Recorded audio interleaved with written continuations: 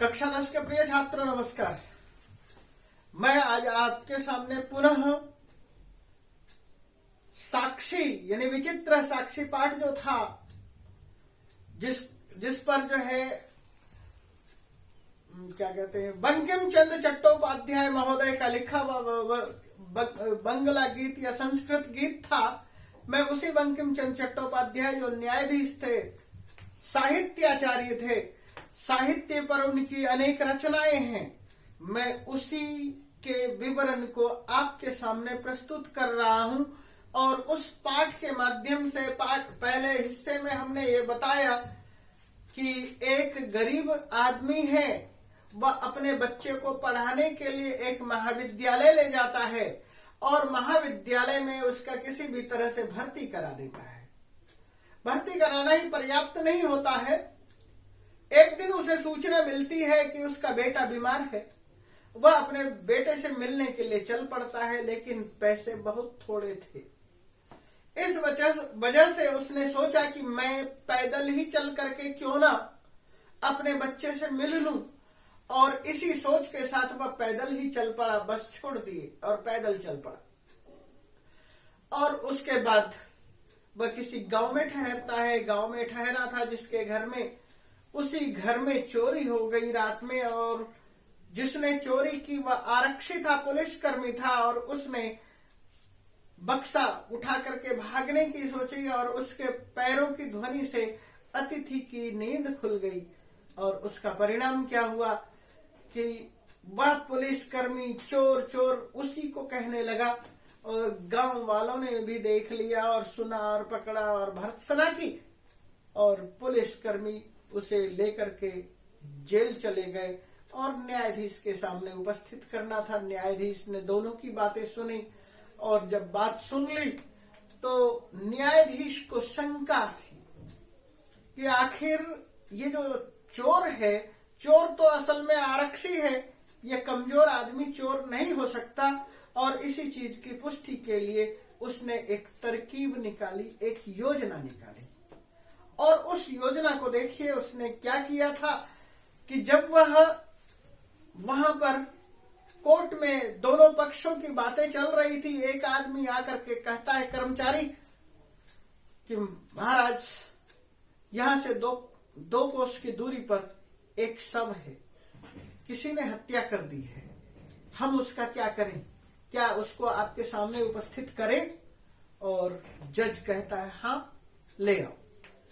और लाने के लिए जो भेजा जाता है, उन्हीं दोनों को भेजा जाता है, अभियुक्त को भी और आरक्षी को। और वे दोनों जो है आपस में बात करते हैं। क्या बात करते हैं उस चीज को देखिए। तो आरक्षी उवाच, आरक्षी ने कहा, क्या कहा? रे दुष्ट, तस्मिन् दिने, उस दिन, त्वया अहम चोरिताया, उस दिन मैंने चोरिताया है, चोरी करते हुए, मंजूषा को ग्रहणाद वारितः, ले जाने के लिए रोका था। तुम चुरा करके उस बॉक्स को लेकर जा रहे थे, उस समय मैंने तुझे रोका था। इदानीं, इस समय, निज कृत्य से, अपने कृत्य का, अपने गुनाह का, अपने तूने जो काम किया है उसका फलम भुंक्ष्व, फल भोगो। भुंक्ष्व लोट लकार मध्यम पुरुष एक वचन। अस्मिन् चौर्याभियोगे, इस चोरी के अभियोग में, चोरी के अपराध में, त्वम वर्षत्रयस्य कारादंडम लप्स्यसे, तुम 3 साल का कारादंड भोगोगे, जेल भोगोगे 3 साल के लिए। ये लप्स्य से है, ऋग लकार का मध्यम पुरुष एक वचन। इसका रूप चलेगा लप्स्यते, लप्स्यते, लप्स्यन्ते, लप्स्य से, लप्स्यते, लप्स्यध्वे, लप्स्य, लप्स्या वहे, लप्स्यामहे। इति प्रोच्य, इस प्रकार से, प्रजोड़ उच्य प्रोच्य, वच धातु है, ल्य प्रत्यय है, व को उ संप्रसारण हो गया। यह आपको बता दें कि व को कैसे उच्च लिखा है, क्यों लिखा है।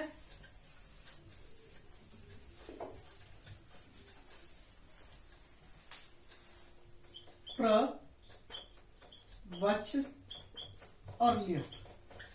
आपसे जब भी प्रोच्य पूछा जाता है, आपको ये दिखाना है। यहां पर क्या किया है, व को ऊ हो गया है, और इस व को ऊ होना संप्रसारण कहलाता है। और जब ऊ को व होता है तो अयादि संधि कहते हैं। याद रखिए, सुजोड़ आगतम, ऊ को व हुआ, जब ऊ को व होगा तो अयादि संधि है, याद रखिए। और व को ऊ हुआ तो इसे संप्रसारण कहेंगे। संप्रसारण किसे कहते हैं? ऐसे ही जैसे ऊ को व हुआ है, व को ऊ हुआ, य को इष्ट ई होता है। जैसे इष्टुआ यज धातु है, और जब संप्रसारण होता है तो वह रूप बनता है इष्टुआ। इष्टुआ का अर्थ क्या है? यज्ञ करके। तो व को ऊ, य को ई, तो इसी तरह से र को री। तो इस तरह से जो होता है, इस तरह की चीजों को संप्रसारण कहते हैं। आपको यह शब्द याद रखना है, संप्रसारण किसे कहते हैं।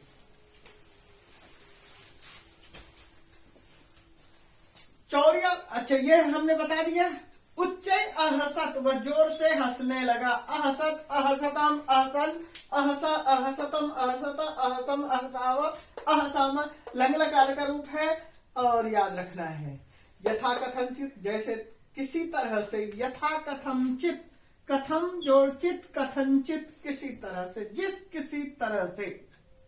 उभव दोनों, सबम आनी सब ला करके। आ उपसर्ग है, नी धातु है, ल्य प्रत्यय है।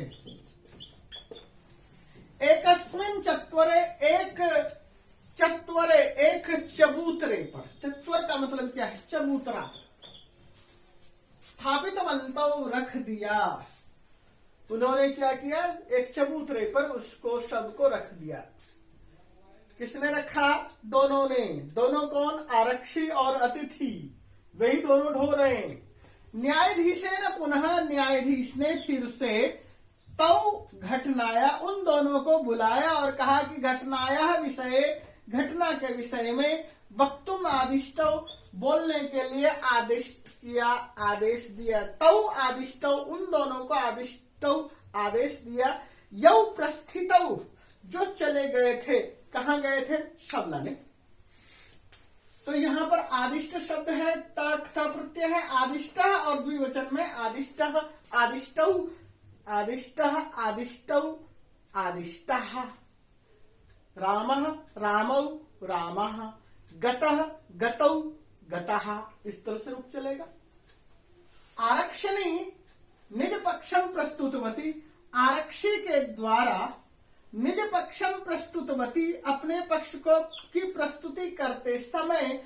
यहां सप्तमी विभक्ति एक वचन है। आरक्षी के द्वारा अपने वचन की प्रस्तुति करते हुए, अपने पक्ष को प्रस्तुत करते समय। आश्चर्यम अघटत, एक आश्चर्यजनक घटना घटी। जब आरक्षी अपने वचन के, यानी अपने पक्ष की प्रस्तुति कर रहा था, यानी अपना पक्ष उपस्थित कर रहा था, रख रहा था, अपनी दलील दे रहा था, उस समय अघटत, आश्चर्यम अघटत, एक आश्चर्य घटा। क्या आश्चर्य हुआ? सवम, वह जो शव था, सव, वह सब, प्रवारकम, चादर से, जो चादर में बंधा हुआ था, चादरम, अपसारी चादर हटाकर, अपश्रील्य, अपश्रील्य, अपसार्य। याद रखिए,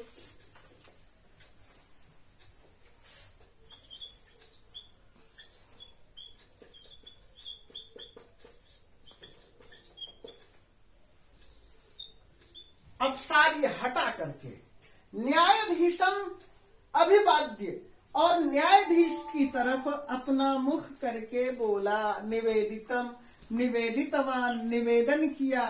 नि वेद या विद धातु और क्तवतु प्रत्यय, ये सारा का सारा पाठ ही क्त और क्तवतु का है। मैं फिर से रिपीट कर रहा हूं। मान्यवर, वो जो शव था, वो शव क्या था? शव में आदमी था।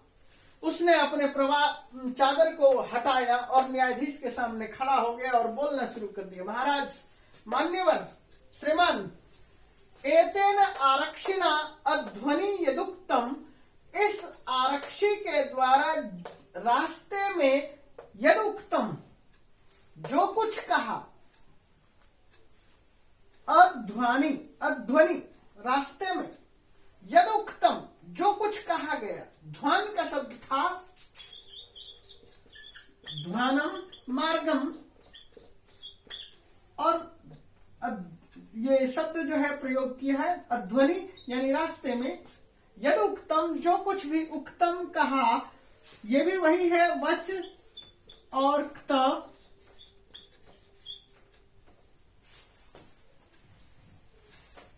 और वच क्त, यहां पर भी व को संप्रसारण हुआ है।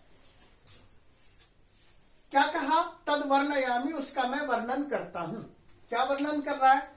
त्वया अहम चोरिताया वारितः, त्वया अहम तुझे मैंने चोरिताया चोरी करते हुए, मंजुषाया ग्रहणाद वारितः बक्सा ले जाने से रोका था, अतः निज कृत्यस्य फलम भुंक्ष्व, इसलिए अपने किए अपराध का फल भोगो।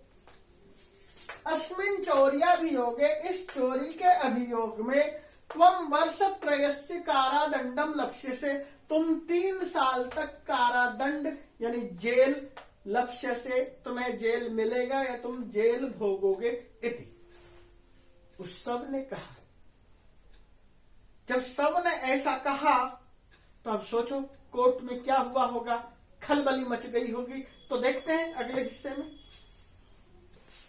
तो न्यायाधीश क्या हुआ, आपने सारी घटना सुन ली, सारा संपूर्ण कथा आपके दिमाग में आ चुका है। तो न्यायाधीश ने क्या किया होगा?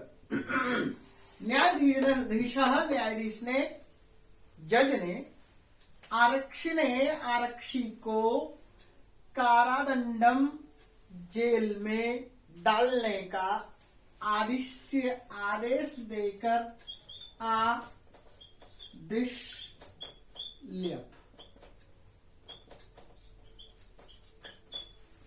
तम जन्म, और उस आदमी को, वह जो अतिथि था उसको, ससम्मानम, सम्मानेन सहितम, मान के साथ, मुक्तवान छोड़ दिया।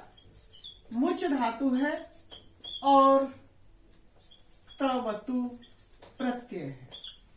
मुक्तवान, मुक्त होता तो मुक्त होता, और तवतु है तो मुक्तवान। तो क्या हुआ? इस घटना से क्या पता चला कि दलील कई बार न्यायाधीश को अपने लिए अपने आप भी तैयार करना होता है, और कोई भी फैसला बिना प्रमाण के संभव नहीं है। प्रमाण तो सबसे ज्यादा जरूरी है, इसलिए बिना प्रमाण के लिए कोई भी न्याय नहीं किया जा सकता, और न्याय करते समय प्रमाण उपस्थित करना अति आवश्यक है। तो अतः एव, इसलिए, अतः एव आप अक्सर हिंदी में लिखते हैं, इसलिए उच्यते, अतः एव जोड़ उच्यते, ये देखिए एव प्लस उच्यते, अ और ओ मिल करके क्या हुआ? ओ बन गया, गुण संधि हो गई, एवोच्यते। तो इस तरह से कहा गया है। क्या कहा गया है? किस बात को की तरफ आपका ध्यान आकर्षित किया है? दुष्कराण्यपि कर्माणि, दुष्कराणि प्लस अपि, यन संधि हुई। कर्माणि दुष्कराणि अपि कर्माणि, दुष्कर कर्म भी, मति वैभवशालिनः, जो मति वैभवशाली होते हैं, दिमाग वाले लोग होते हैं, मति से संपन्न, मति रूपी वैभव से, समृद्धि से संपन्न होते हैं, शाली होते हैं। शाली का बहुवचन शालिनः, यानी कि बहुत ज्यादा दिमागदार जो होते हैं। नीति युक्तिम समालंब्य, नीति को और युक्ति का आश्रय लेकर के, सम आलंब्य, सम आ लंब प्लस लियप, नीति और युक्ति का आलंबन के साथ, नीति और युक्ति की सहायता से सहारा लेकर लीला व प्रकुर्वते, लीला द्वारा ही किसी भी चीज को बड़ी आसानी से कर देते हैं। लीला से तात्पर्य क्या है? सरलता से। लीला, लीला सरलता। लीला का अर्थ होता है खेल, खेल खेल में। एला, केला, खेला, लीला, विलासे, इस अर्थों में प्रयोग होता है लीला। क्रीड़ा के अर्थ में प्रयोग होता है। लीला धातु है, चुरादिगण धातु है। लीलयति, लीला करता है। लीलाम करोति लीलयति, चौर्यम करोति चोरयति। तो इस तरह से शब्द है, ये चुरादिगण की धातु है। एला, केला, खेला, विलासे। और वहीं पर बाद में लीला शब्द भी है, वहां पर भी विलास अर्थ में प्रयोग है, तो खेल अर्थ में भी प्रयोग है। तो इस चीज को आपने देखा, लीला यही। आपने कई बार लीला शब्द का बहुत बार सुना, अगर लीला में ही हो जाता, खेल खेल में होता है। और जिनको हम भगवान बोलते हैं वे क्या करते हैं? खेल ही तो करते हैं, लीला ही तो करते हैं। जिसे आप भगवान कहते हैं वो क्या कर रहे हैं? लीला कर रहे हैं। लीला का मतलब क्या?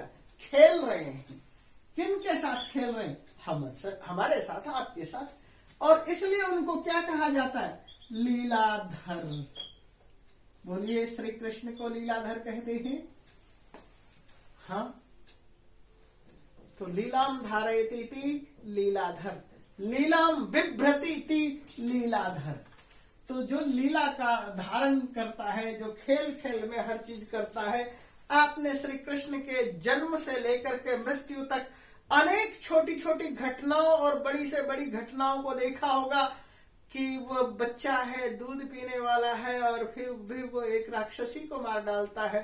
कभी बकासुर को मारता है, कभी हयासुर को मारता है, कहीं और किसी असुर को मारता है, सैकड़ों असुरों को मारते चलता है। और वो सारे के सारे कंस के द्वारा भेजे हुए होते हैं।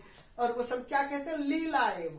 हमने वहां पर इतना लीला का प्रयोग किया कि उसको हमने बाल लीला कहा। राम के द्वारा किया जाने वाला खेल है राम लीला, बाल लीला, कृष्ण लीला। हम लीला शब्द का प्रयोग करते हैं। लीला का अर्थ होता है खेल।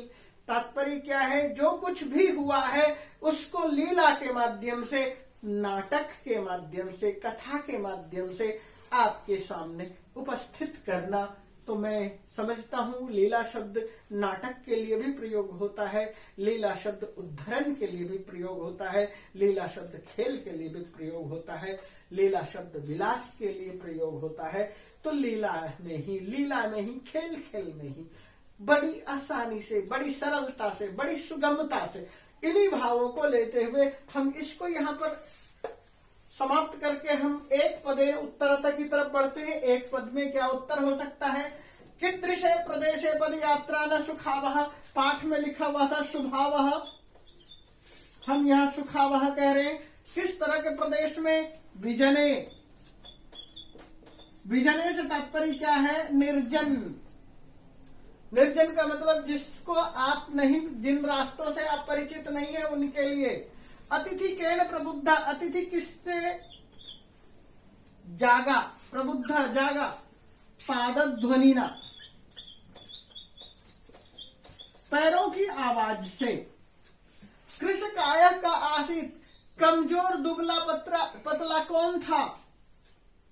स अतिथि कह सकते हो। यदि अतिथि नहीं कहना चाहते हो तो हमने शुरू में पाठ में क्या कहा था? कश्चन निर्धन जन। तो आप इसके बदले में निर्धन जन भी कह सकते हो।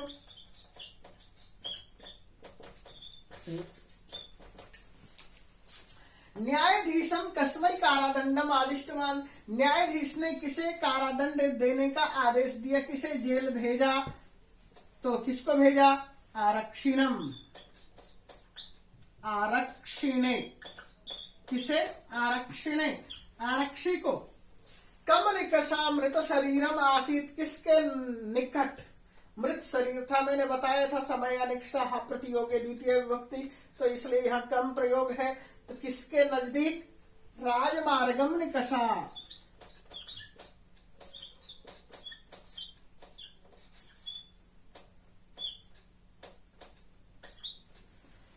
तो आपने एक पद में उत्तर देखा और इसी तरह से कुछ और प्रश्न उत्तर हम देख लेते हैं, थोड़ा बढ़ते हैं आगे।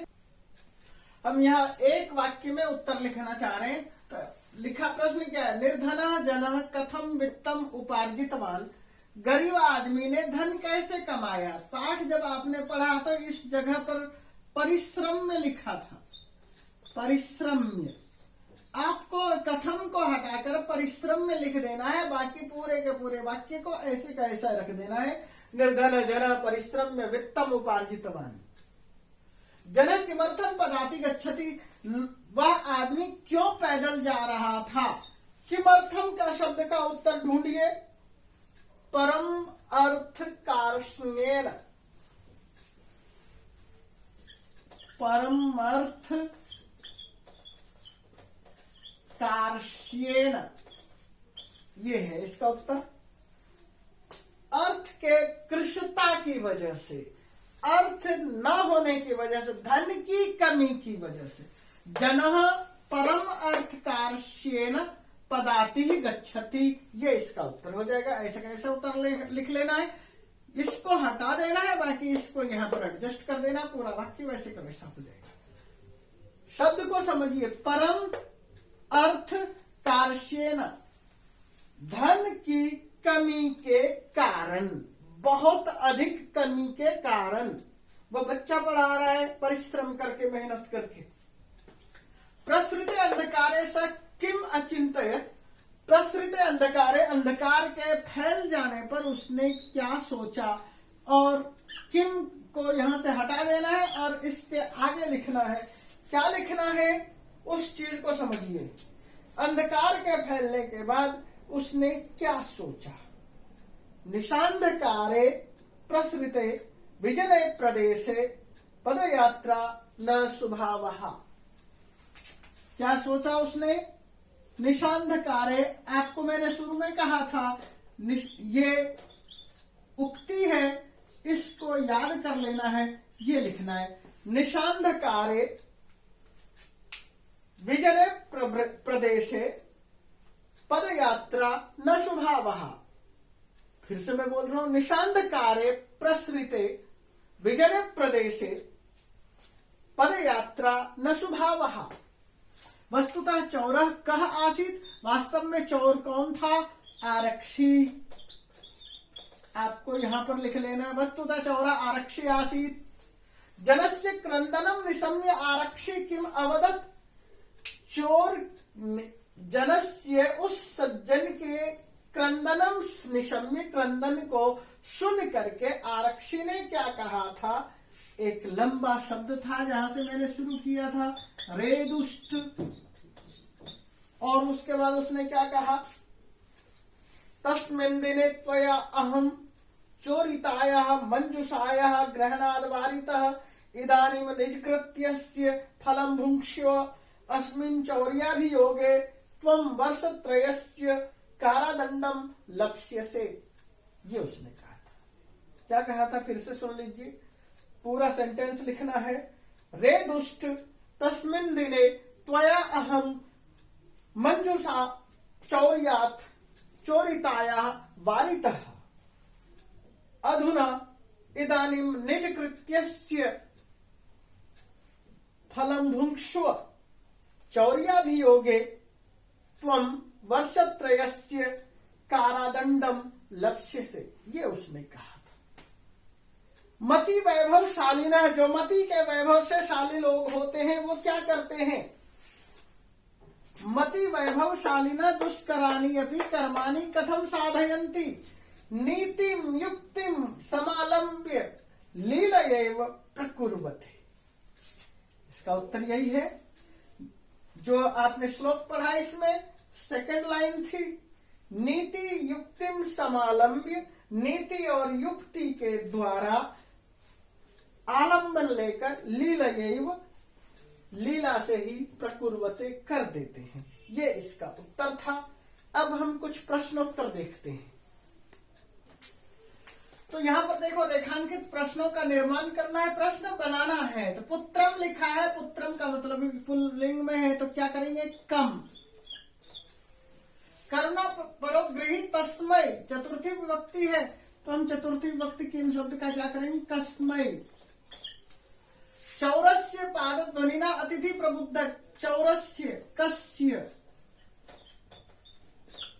न्यायाधीश बंकिम चंद्र कह। सभार वेदनया, वेदना शब्द है स्त्रीलिंग में, तो तया, कया। उभौ सबम चत्वरे स्थापितवन्तौ, चत्वरे चबूतरे पर, कुत्र। अब देखिए, इस तरह से हमारे सारे प्रश्नोत्तर हो जाते हैं।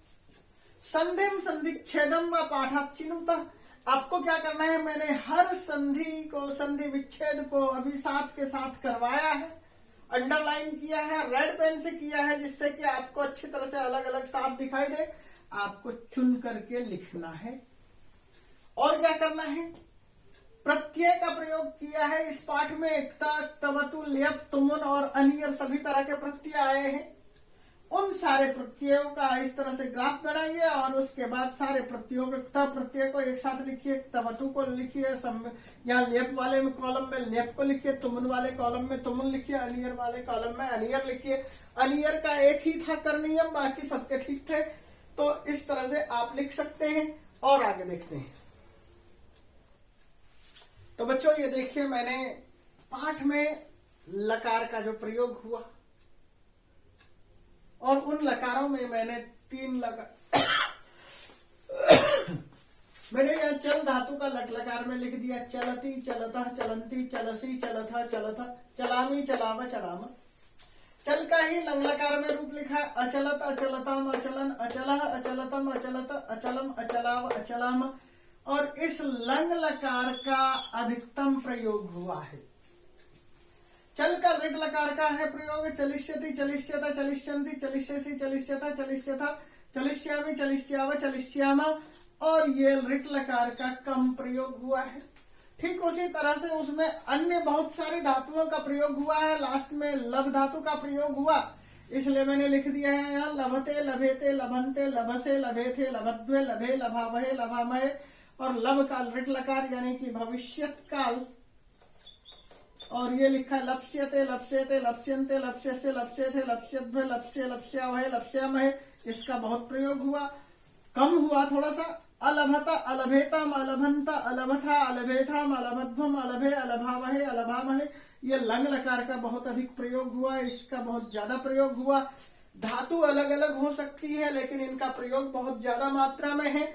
और इसी के साथ मैं आपसे कहूंगा कि पाठ को दोबारा से खोलेंगे, पाठ को अच्छी तरह से सुनेंगे, समझेंगे, पढ़ेंगे। कुछ और क्वेश्चन आंसर है जिसको कि मैं नहीं समझता कि ज्यादा उपयोगी है आपके लिए, क्योंकि आपके पास वहां लिखा हुआ है लकार में या वर्ग में या विभक्ति में प्रयोग करो, जैसे कि पंचमी विभक्ति में प्रयोग करो, तृतीय में प्रयोग करो, क्लियर लिखा है। तो 1-2 शब्द रूप भी कम से कम आपको देख लेना है। और इसी पाठ का अंतिम हिस्सा है जहां पर आपको दिया है अदस शब्द का रूप, और अदस शब्द के रूप को भी आपको देखना है। अदस शब्द का रूप, और हमने पाठ में पढ़ा था अध्वनि, अध्वनि, अध्वन, ध्वन शब्द का रूप किस तरह से चलाया गया है, उस शब्द को देखो। अध्वा, अध्वानो, अध्वाना, और सप्तमी विभक्ति एक वचन में अध्वनि, जिससे कि आपको यह अच्छी तरह से वाकिफ हो कि आप किस तरह के शब्दों का प्रयोग करते हैं, किन शब्दों के माध्यम से आप पढ़ते हैं। और साहित्य को पढ़ना, इसका मुख्य उद्देश्य क्या है कि आपके पास शब्दावली का अधिकतम संग्रह हो, खूबसूरत शब्दों का संग्रह हो, अच्छे अच्छे शब्दों का संग्रह हो। यदि आपके पास अच्छे शब्द हैं, आप खूबसूरत शब्दावली का प्रयोग करते हैं, तो आपको कोई भी गलत निगाह से तो नहीं देखेगा और यही समझेगा आप बहुत पढ़े लिखे इंसान हैं, बहुत समझदार हैं, आप बहुत अच्छे घराने से आए हैं, आप अच्छे हैं, संस्कारित हैं। इन चीजों का प्रयोग लोग तभी करते हैं जब हम अच्छे शब्दावली का प्रयोग करते हैं। और इसी के साथ मैं इस पाठ को विराम दूंगा। तो विराम देने से पहले मैं यही कहूंगा कि बार बार इन पाठों को रोक रोक कर देखिए, सब्सक्राइब कीजिए और आगे बढ़िए। बहुत अच्छी तरह से पाठ को समझने की कोशिश कीजिए। मैंने हर चीजों को आपके सामने उपस्थित किया है। इसी के साथ मैं विराम लेता हूं। धन्यवाद।